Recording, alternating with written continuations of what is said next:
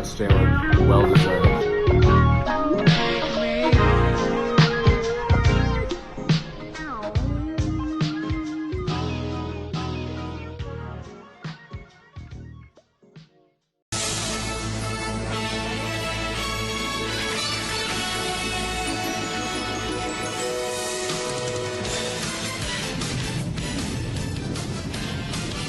This is the NBA on NBC.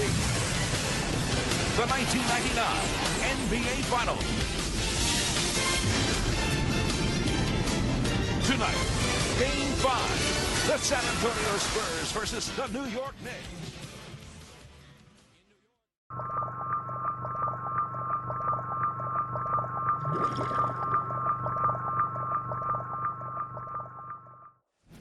Yo, welcome back to Hoopcrest. Welcome back to the channel, guys. Appreciate you guys for tuning in. Today we have some NBA Finals matchups and previews for you guys. We're going to get to predictions and everything. But first, we're going to start off with going one by one with each position and seeing how they match up against each other and seeing which positions edge each other out. Pause on the edge. All right, so starting with point guard, JB and De'Aaron Fox. Really not controversial here. I mean, Jalen Brunson is the better player here. Now, is Jalen Brunson likely to guard Fox? I don't think so. I think JB will likely be put on the cell, and they'll probably put OG on Fox because OG has, obviously he's an amazing defender, but he also has the length and overall athletic ability to really make an impact on Fox on the defensive end. So I think they won't be necessarily guarding each other. Maybe Fox guards JB on defense. They'll probably throw multiple bodies at JB, most likely Castle. But the Knicks will not have JB guarding De'Aaron Fox. I don't see it happening. Now, on De'Aaron Fox's end, listen, De'Aaron Fox is still going to probably have a pretty damn good series. He looked extremely fast in Game 7 of that Oklahoma City series. He was like on his shit, on peak, ready to go. So I think Fox is gonna have himself a good series, but JB is obviously JB. He's gonna have some bomb, shell performances. He'll probably have a 40-piece in this series. So I'm going with JB. That's the best player in this series. Hopefully, he'll dig into his playmaking bag. He's going to need it because Wemby's in that paint, so you can't just be, posting up all day and taking 1,000 dribbles in the paint and doing your maneuvers. That works all well against 99% of the NBA, but when you got Wemby in there, that might be trouble. But Wemby may not be too much of a factor on defense in this series, and we'll get into that in a second here. Getting into our shooting guard positions. These guys, I think, will be guarding each other. Castle might be, not might. He definitely will be having some possessions on Jalen Brunson. Will he be the primary defender? I'm not entirely sure. I think they'll probably leave that to Vassell, if I had to take a guess. So I think Castle at this point in his career is actually a better player than Mikal Bridges. Shout out to Mikal. I think he's still fantastic. But I do think Castle's going to have a bigger impact in this series. I think he's the second option on this team, on that Spurs team. So he's going to have to play out of his mind. As you can see here, I got pixelated D-Wade here because his game reminds me so much of D-Wade. Love watching him slash to the rim and hitting those floaters and hop steps. Like, this guy plays like he's straight out of 2007, and I love it. I love Castle, man. Now, on the defensive end, I am interested on how Bridges is going to play Castle, right? Because Bridges has major length on Castle. He's about 3 to 4 inches taller. Wingspan, I don't know the exact numbers, but you can just tell from the eye test. Wingspan is completely in Mikal's favor. So the Knicks have length, right? That we go over Mikal and OG. The Knicks have length, and I think that's really going to affect the guard play of the Spurs. And I do think that is going to affect Castle at some points in his series. He was pretty turnover prone in that Oklahoma City series, as well as the Minnesota series too. So, with a lengthy defender like Mikal Bridges chasing him around, the Iron Man himself, getting deflections on passes, getting steals, getting blocks, fighting over screens like hell. probably playing 40 minutes a game if they need him to. This is going to be a very, very, very fun matchup, and it's going to be a great matchup in between the superstars of this game. So I'm interested in this matchup. I do think Castle wins it though, but I'm interested to see how Mikal can guard him and if he can make a serious imprint on him. All right, going on to the small forward position, OG Anunoby. I think it's clearly the better player than Devin Vassell, and I think he will be more impactful for large stretches of this playoff run. He's really been the second best player on this team. Devin Vassell has been amazing though, man. He's been amazing. He's really been amazing. Don't take any credit away from Vassell. He was great in the Minnesota series. He had amazing stretches in the OKC series. So I think Devin Vassell is going to have a good game. He can get hot from three. He's a hustle guy. He's a very great POA defender, point of attack defender. He seems to never get tired, man. This Spurs team is so young, so these guys like don't get tired.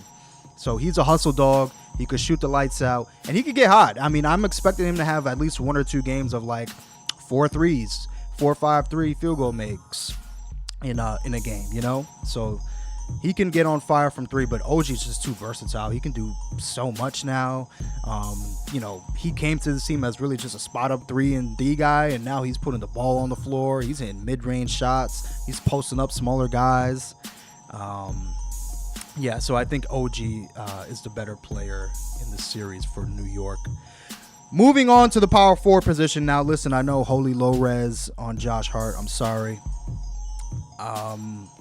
Listen, we'll just deal with it for now, right? Yeah, the power forward position I think is pretty much an even draw. Both of these guys bring such different things to the game. They're pretty much completely different as players. Josh Hart is doing most of his damage in the interior, getting in the paint, trying to play make for others, being a hustle dog, switching on defense, trapping on defense, diving for loose balls. He's the hustle dog. He's the all-around guy that's gonna really be solid for us. Champagnie, he's literally the best three-point shooter on the Spurs roster right now. So that's really elevating him a lot. If it weren't for that, I don't think he would be on the same level as Josh Hart. And he's also improved dramatically on defense, especially this season. And in this postseason, he's really held his own on defense. He hasn't had to get bailed out or subbed out because he's selling on defense and things like that.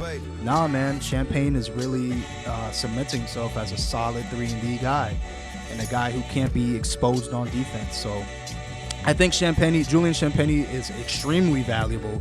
I've been singing his praises the entire Oklahoma City series. And he is this team's best three-point shooter. And Wemby kicks it out to this guy the most of any shooter if you watch these games.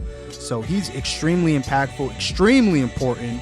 If he has a hot series, I mean, man, we're in a lot of trouble because Champagnie is the real deal. Now, I will say this. If Josh Hart, if his three ball is falling like it was in Philly and like it was even to a certain extent in Cleveland, where he was shooting 40% and above for the series from three, okay, now Josh Hart is the better player in this series. But I'm just taking the the position that he won't be extraordinarily great from three this finals series because it's really just not his MO. That's not really what he's known for. So I'm going with the averages, the law of averages. I think this is a great power forward battle. The modern fours, right? You're either a playmaking power, point forward, or you're a spot up, 3-and-D guy. That's a modern forward for you guys. Now the center position. This is low-key probably the most interesting battle here that we can discuss. Now let's just get this straight out the way. Wemby is clearly the better player than Cat, right? Wemby is literally on GOAT trajectory right now. He's insane. On defense and offense, he's going to dominate interior of defense and offense, right? For the game. But, some interesting tools that Cat has in his possession is the three-point shot that he has, right? So just the 3-point shot alone and Mike Brown putting Cat at the top to play make from that 3-point line, it's going to draw out Wemby from that paint. And now, with Cat, obviously I just said playmaking more up above, he's going to be out of the paint and at the 3-point line a lot more, which means Wemby's going to be outside of the paint a lot more. So we're going to see how much that really affects the game, right? If you can take Wemby outside the paint, that obviously completely changes San Antonio's defense. But also it depends on how well Cat shoots from 3, right? Because if Cat can't shoot well from outside in this series, then Wemby's going to sag off the same way that he did against Alex Caruso. Now, I don't see that happening because I do think Cat is a great shooter and a great outside shooter. He's probably the greatest shooting center of all time, definitely. But yeah, if he does have a bad series from 3, then that's going to be really bad for us. That might be the series. That might determine the series, actually, now that I think about it, if Cat has a bad 3-point shooting stretch. But yeah, another thing that Cat is really good at is driving to the rim, as you can see from this clip here. Getting fouls, driving to the rim from pump faking off of 3-point shots. That can get Wemby in foul trouble. Now, defensively, Cat is going to be in hella foul trouble this series. Like, don't even have any fucking hope. He's going to get stupid fouls all fucking game. He's going to grab Wemby's jersey like 2 to 3 times a game and get stupid, silly fouls off of that. He's probably going to get fouls on Wemby when Wemby's 40 feet away from the basket. Expect it from Cat. This is who he is at this point. Don't expect anything different in the freaking NBA Finals when we've had 2 years of this, right? We know who this guy is. We know the mistakes that he's going to make. We know the mental slip-ups. He's going to foul the shit out of Wemby. I mean, it's hard to guard Wemby. It is what it is, right? But his 3-point shooting can really change this series, and if he can really play make from that 3-point shooting, I like our chances. I think Cat can really have good games in this series. I think Cat can honestly have games in this series where he's better than Wemby, right? Where he actually plays offensively to a level that Wemby may not be able to reach for 1 or 2 games. I'm not saying the whole series, but I think Cat is gonna really ball out. He's been shooting amazing. He's been passing amazing. And let's see how he faces Wemby, right? Let's see how he takes on this matchup. This is probably the best player he's ever played in the playoffs right now. So let's see how that goes. Now moving on to our 6-man battle. This is really close. I've got Mitch. Mitch is our official 6-man coming off the bench. I've got Mitchell Robinson as the better player of these two, of Dylan Harper and Mitch. Dylan Harper is fantastic. He's been fantastic in his playoff run. He's an energy guy. He's hitting threes. He's getting to the rim and doing Michael Jordan 1991 finesse layups on bigs. He's playing great defense. I mean, what else? What else can you say about the guy? I'm just going with Mitch, and it's not my Knicks bias. It's not my New York bias. But Mitchell Robinson is genuinely a good defender on Wemby. He's shown it multiple times. He can get physical with him. He has the length to challenge him at the rim. And Mitch is a very disciplined defender. He doesn't get stupid fouls like Cat, right? So I love Mitchell Robinson's defense on Wemby. And then on top of that, when Mitchell Robinson enters the game, he just changes the whole game. He just changes the entire feeling of the game. I mean, he's getting offensive rebounds, getting blocks, setting perfect screens, catching lobs, and they just release him like he's a lion out there, right? They release him in towards the end of the first, and he just balls out, and he's been doing this ever since the Julius Randle era, right? Before even Jalen Brunson. He's been changing games ever since then. So yeah, Mitchell Robinson is an amazing talent. Really appreciate him having on the team. Now, he did have that pinky injury, and supposedly he did get surgery on it, and he is playing officially. So take this with a grain of salt, right? Like, I'm assuming that Mitchell Robinson is coming into this series at like 90%, at least 90%. I'm not expecting 100, obviously, but if Mitchell Robinson comes into this series 90%, we'll be fine. We'll pretty much get the same Mitch, right? Also, he's not shooting jumpers, right? You don't need your pinky. But Dylan, listen, I have enough humility to accept that Dylan Harper may have a better series in this finals. Dylan Harper may be the best player off the bench in this finals, right? He may outplay multiple Spurs starters in his finals. He's really that much of a talent. So I'm not disrespecting Dylan Harper at all. Time will tell. All right, let's get to the benches now. When it came to the bench, I had to side with the Knicks as well. And it's not my New York bias, I promise you guys. The Knicks bench has been playing better than San Antonio. San Antonio's bench is still way too young. You got multiple rookies on your bench. You got second-year guys on your bench. You know, as you can see here, we've got Keldon Johnson, who admittedly in that Game 7 against OKC was fantastic. But if you go look at the numbers from the rest of that series, he had a very mediocre series against OKC. And he can certainly be up and down with his shot. Luke Cornett hasn't really made a big impact on the playoffs so far. Obviously, he's coming behind Wemby, so he's not going to get too many minutes, not like he did in Boston. But Luke Cornett hasn't stamped his presence in this playoff series, you know? Aside from that amazing block that he had on Hartenstein in Game 7, he hasn't really had any memorable moments. He's not doing anything spectacular.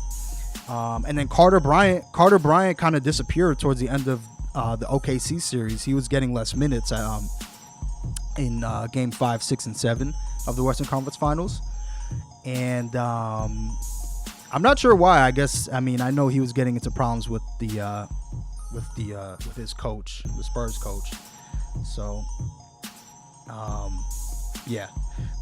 just don't trust Carter Bryant, Keldon Johnson and Luke Cornett, right? And then you got Harrison Barnes, who had 0 points in the last 3 games of that Western Conference Finals, and he did play significant minutes, so not really acceptable.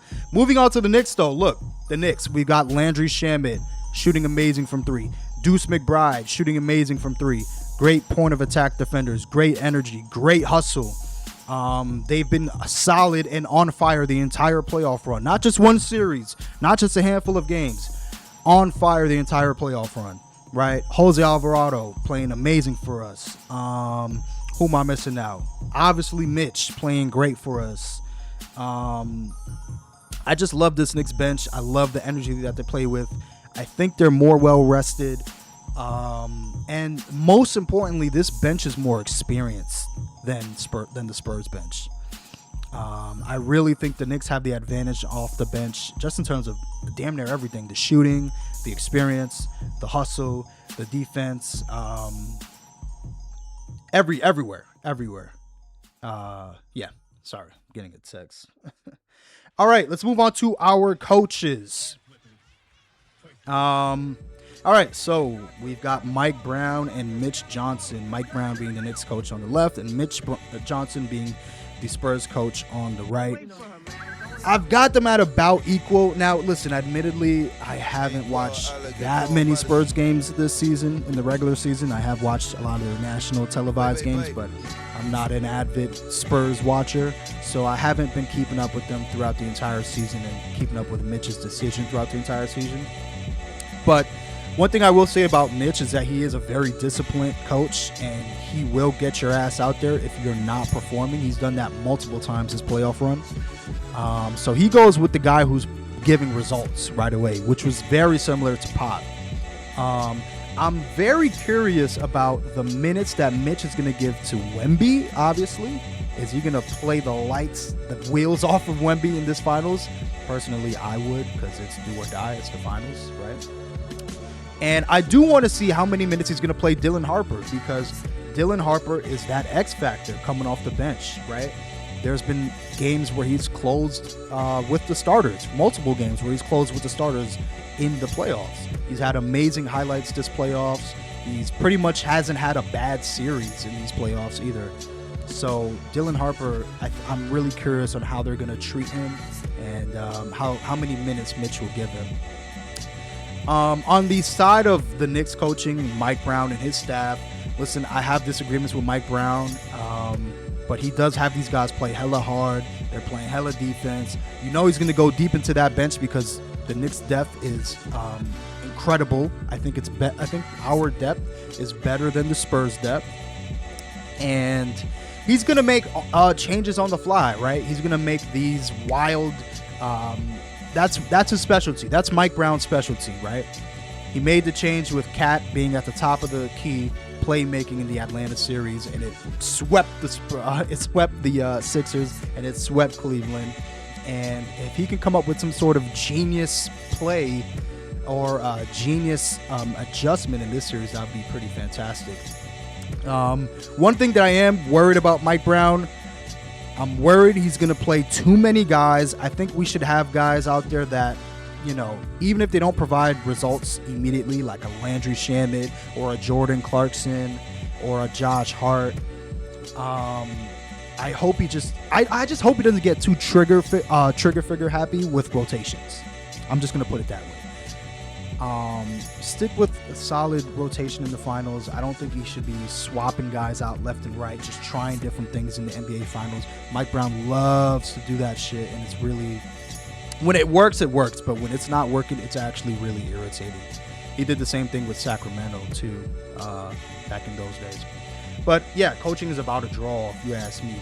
So now going with the overall verdict, my official prediction for this series, it's going to be Knicks in 6.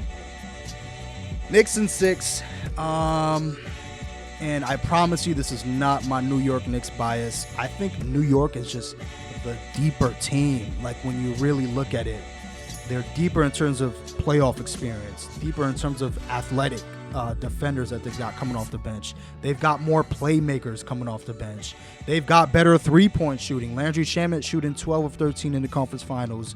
Deuce McBride on fire, shooting damn near 50% from three in the finals. OG shooting amazing from three. I'm sorry, in the Eastern Conference Finals.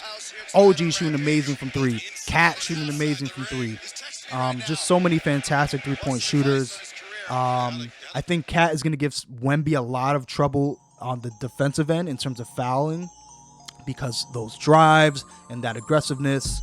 And obviously Cat's going to be able to take Wemby out the paint. And I think New York is just ready. I think New York is ready. This team has been together for 3 years now. The Spurs team has been together for literally 1 year, because there's like 3 rookies on this team that are getting significant minutes. New York, I think they're just ready. They've had a week and a half of rest. OKC and the Spurs just came off of this hell in a cell 7-game series with OKC. I think it's the Knicks' time. I think they're ready. They're well rested. They've got experience. The 3-point shot is falling the entire playoff run. We're on fire. We're hungry. We're deep. We're athletic. We can guard better than them in the perimeter. It's really, in my honest opinion, it really comes down to Wemby. This series really comes down to Wemby, right? If Wemby just goes beast mode and really is the GOAT and really is in that GOAT candidate conversation, he can certainly will this team to victory, right? If he's aggressive every game, putting up 40 and 20 and 5 blocks, playmaking for his teammates, locking down the Knicks defense. He can do all of this. So it's like, this is not even like crazy hypotheticals. He can do all of this. But yeah, if Wemby doesn't go crazy in this series, I really don't see any path to victory for San Antonio. Knicks in 6. I'm going to go, check it out. I'm going to go like this. Knicks win game 1. Spurs win game 2. Spurs win game 3. Knicks win game 4. Knicks win game 5. And then Knicks go back to New York at home and win game 6. That's exactly how this series is going. Don't question me on it. It's just the facts, just the truth. Yeah.